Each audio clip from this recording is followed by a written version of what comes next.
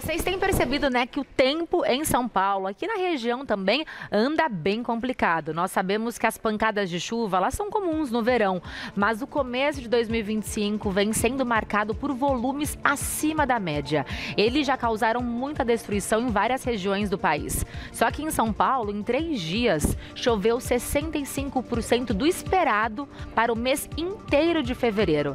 O que está acontecendo? O que explica esse grande volume de chuva? E como serão os próximos dias? Quem vai nos ajudar a entender tudo isso é a Patrícia Cassoli, que é meteorologista da Climatempo. Seja bem-vinda, Patrícia.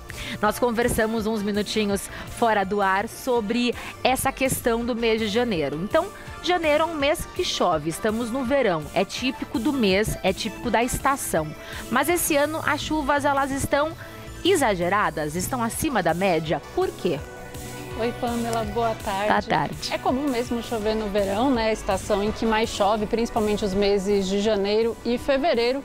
Mas esse ano nós temos alguns fatores que têm ajudado a trazer essas chuvas mais frequentes. Temos a condição do Oceano Pacífico, que nós temos a atuação do fenômeno Laninha, que ajuda nessa maior frequência dos corredores de umidade que acabam trazendo essa chuva de forma mais frequente aqui para a região sudeste. Nós vimos uma chuva que surpreendeu todo mundo aqui na cidade de São Paulo, que foi na véspera do aniversário da cidade, metrô alagado, foi uma chuva extremamente intensa. Isso tem a ver com a Laninha ou não?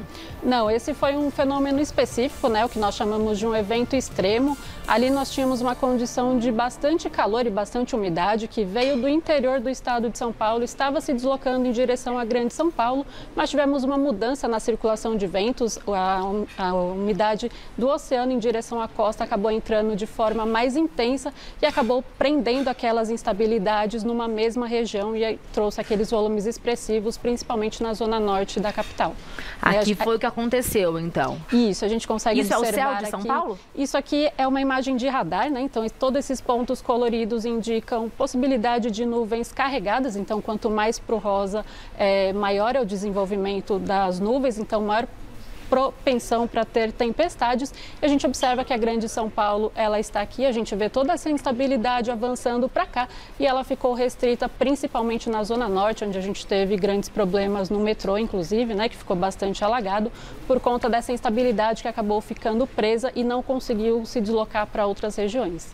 Nos últimos dias nós recebemos por mensagem de texto mesmo um alerta da Defesa Civil falando sobre as condições climáticas, sobre o excesso de chuva. Isso vai perdurar, porque o final de semana foi intenso. Nós seguiremos com essas chuvas pelos próximos dias? Olha, o padrão de chuvas vai mudar, né? O que a gente tinha durante o fim de semana atuando era as ACAS, né? Que é a zona de convergência do Atlântico Sul, um dos nossos principais sistemas meteorológicos do período chuvoso. Esse sistema ele atua até hoje. Então, hoje a gente ainda tem esse potencial para a chuva acontecer de forma generalizada, tem condição para vir temporais na Grande São Paulo ainda, a partir da tarde à noite. A partir de amanhã, com a desconfiguração desse sistema, a gente passa para aquelas pancadas de chuva típicas de verão, que o sol volta a aparecer mais, as temperaturas voltam a subir mais e aí no meio da tarde para a noite já começa a formar aquelas nuvens mais carregadas e traz aquelas pancadas de chuva que pode vir na forma de temporal.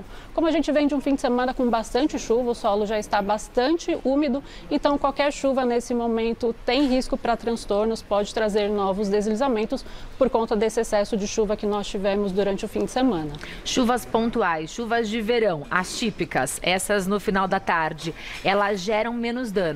Elas são mais tranquilas para a cidade ou depois de uma temporada como nós tivemos, de chuvas intensas, isso segue sendo algo preocupante? Essas chuvas elas acabam sendo isoladas, né? O que a gente chama, aquela chuva que às vezes cai num bairro, mas não cai no outro, mas aonde que ela cair, ela pode ser forte. Então tem condição para temporais sim, não é esses temporais generalizados que a gente vem observando durante o fim de semana, mas tem potencial para esses temporais acontecerem em um bairro ou outro e por conta do excesso de chuva nos últimos dias, a situação segue ainda em alerta porque tem condição para novos transtornos. Isso é curioso, em um bairro ou outro, porque muitas pessoas relatam, tá chovendo na minha casa, e uma pessoa que mora a 10 quilômetros não tem chuva. Isso vai continuar nos próximos dias e há alguma região de São Paulo que tem mais propensão para receber chuvas intensas? Vai continuar sim, Pamela. É o que a gente chama de chuvas típicas de verão, né? Então, onde tiver um pouco mais de umidade, as temperaturas vão voltar a subir agora nos próximos dias, o calor retorna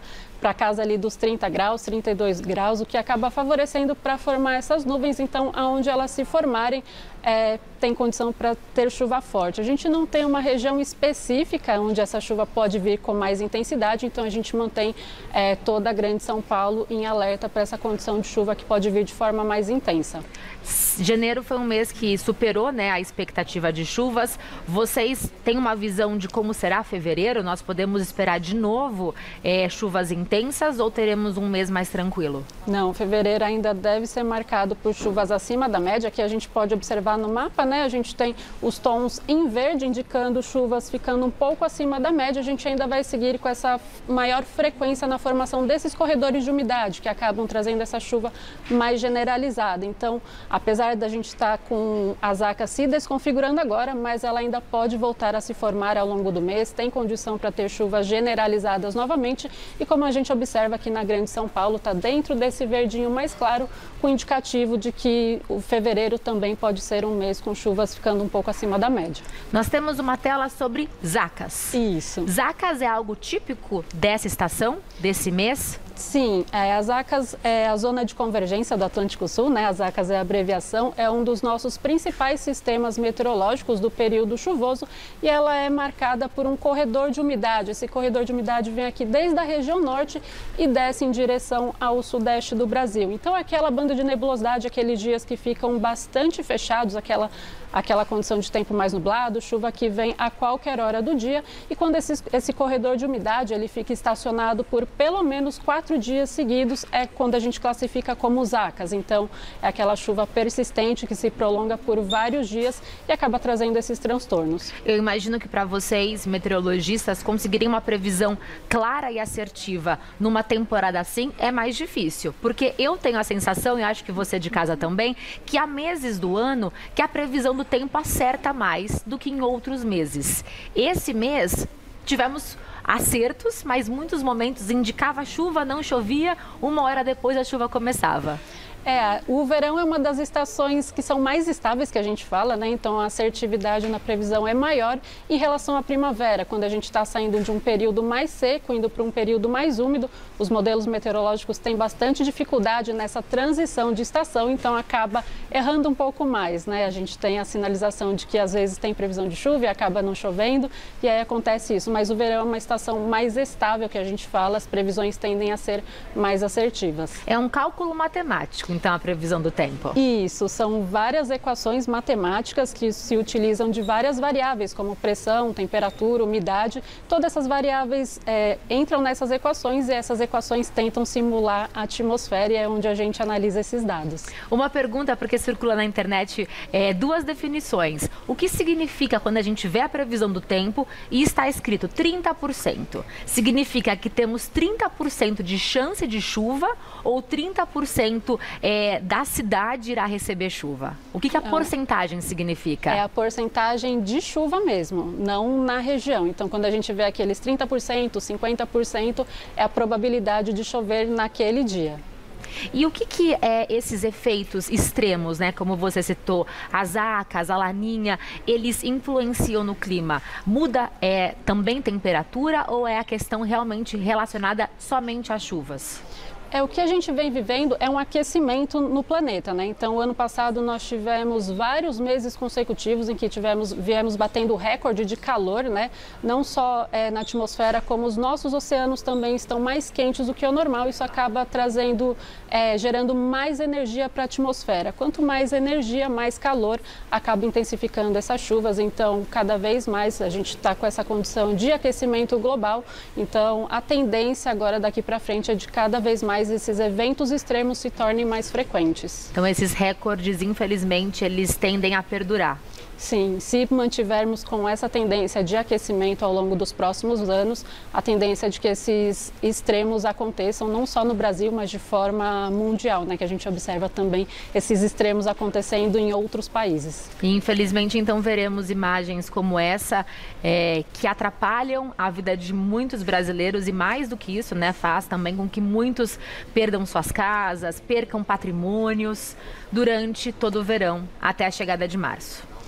Justamente esse ano a gente ainda está com a atuação do fenômeno Laninha, né, que é o resfriamento das águas do Oceano Pacífico Equatorial. Esse Laninha ele acaba favorecendo a formação desses corredores de umidade, né? Então aqui a gente tem uma imagem da temperatura dos oceanos. Essa imagem é a mais atual que a gente tem. Então os tons mais frios aqui em tons de azul significam oceanos mais frios do que a média, enquanto as temperaturas mais quentes, né, indo para os tons em vermelho, significa oceanos mais quentes do que o normal. Aqui a gente observa esse resfriamento associado à configuração do Laninha.